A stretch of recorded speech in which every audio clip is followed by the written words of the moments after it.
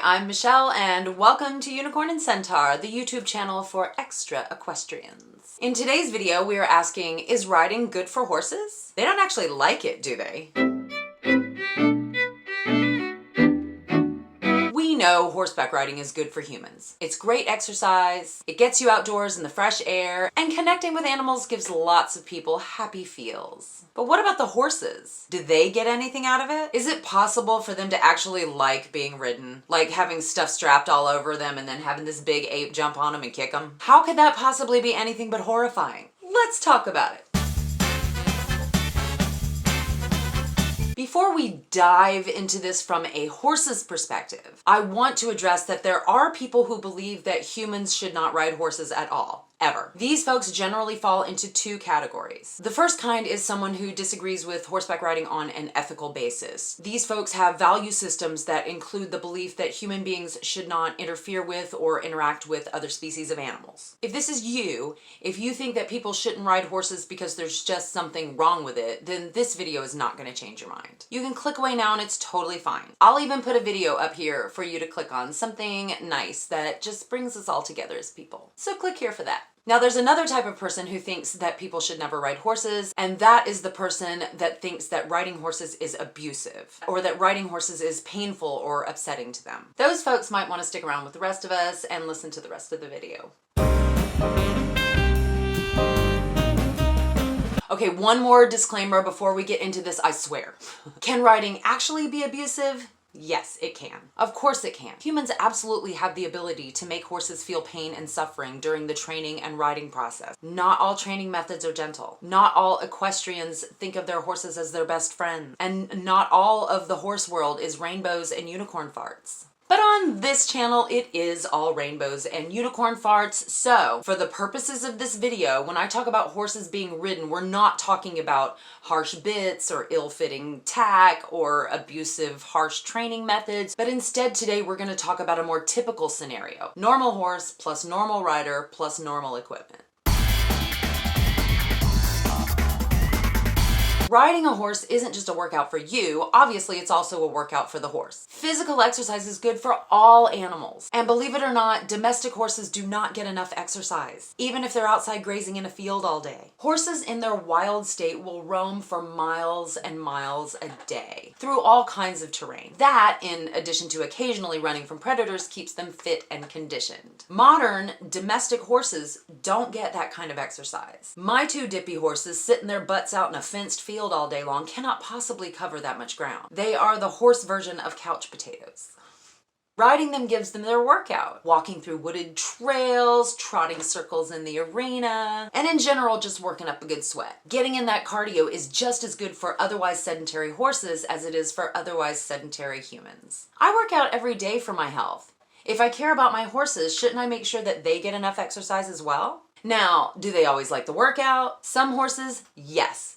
Just like with some people, some horses love to work out. Some love walking on the trails. Some love jumping over things. Some just love going fast because it is fun to go fast. But also, just like with humans, there are some days where horses just aren't feeling it, or some horses that just don't wanna. They may not feel like trotting around in a circle for half an hour. That's when the rider becomes their personal trainer, giving them the motivation to keep going. I offer treats, I reward them when they're trying hard, and push them hard enough to get results, but not pushing hard enough so that it frustrates them. Horses are like giant toddlers. You have to get them to do what they need to do, but if you push hard enough so that they have a meltdown, then everybody has a bad day. If all is going well, regular riding should keep your horse fit and strong, and that's just the physical benefits of it.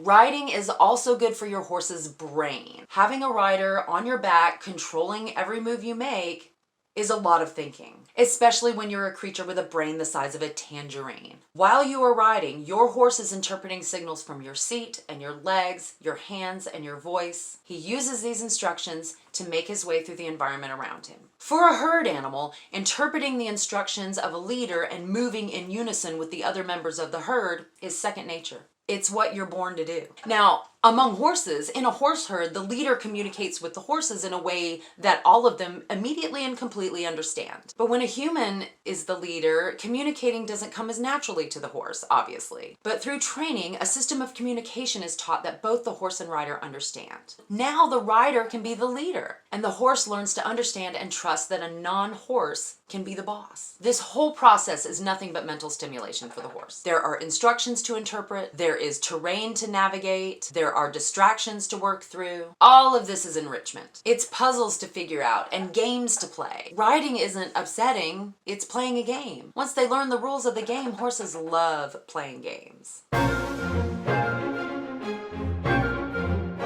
I've had my horses for several years now. There have been times during these years where, due to health or other circumstances, I've been unable to ride very much, if at all. During these times off, both of my horses become noticeably more standoffish, much lazier, much less connected to me and to each other. They seem bored when I come to see them, and they don't try to interact with me very much. When I'm able to ride more, I notice a change in the horse's demeanor within a few weeks. They come to greet me at the gate. They'll both fight to see who gets out of the gate first, to see who could be first. They relax a lot more when they're out. They don't seem to spook at as many things. It is a noticeable difference. As for their feelings about being ridden, Sonny enjoys our time riding. I can feel him relax when we go out onto the trail ride to take a walk through the woods. I can feel him get excited when we trot. He doesn't want to slow down. He wants to keep going. And even before our ride, he's the one that will lower his head and open his mouth to accept the bit. He's ready to go. Let's go. Artax seems to need the mental game more than the physical game. He is challenged by the things I ask him to do under saddle, and he seems to really need that. He's smart, but easily distracted. He enjoys learning new things, but there always comes a point in our ride where I can feel him starting to get frustrated with the process. And at that point, he'll start to disconnect a little, and that's when I sort of take things down to a level that's a little bit easier for him. We move on to more familiar things. Artax is also a very high-strung horse, which is typical for his breed. He is an Arabian, a breed which is known to be very flighty and startle easily. That is true. However, being ridden regularly makes a noticeable difference in Artax's temperament. He is much more chill and much less likely to startle when he is working out regularly and has a lot to think about.